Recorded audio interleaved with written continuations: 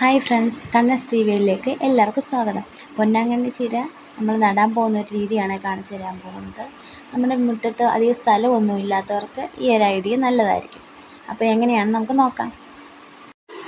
അതിനായി കരിയിലകളൊക്കെ നിറച്ച ഒരു ചാക്ക് ഇതുപോലെ ചതുരത്തിൽ കട്ട് ചെയ്ത് അതിന് മുകളിൽ കുറേ പച്ചിലകൾ, അതായത് കമ്മ്യൂണിസ്റ്റ് പച്ചയോ അങ്ങനത്തെ എന്തെങ്കിലും പച്ചിലകളൊക്കെ നല്ല രീതിക്ക് ഇട്ടതിന് ശേഷം കരിയില കമ്പോസ്റ്റിൻ്റെ മണ്ടയ്ക്ക് നല്ല രീതിക്ക് നിരത്തി കൊടുക്കുക.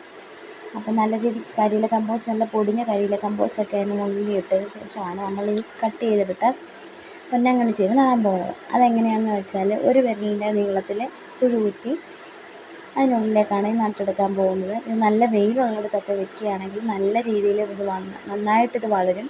അപ്പം വളർന്നു വന്ന ഇതിനകത്തുനിന്ന് പിന്നെയും നമുക്ക് മുകളിൽ നിന്ന് കട്ട് ചെയ്ത് ഒരുപാട് തൈകൾ ഉണ്ടാക്കിയെടുക്കാവുന്നതാണ്.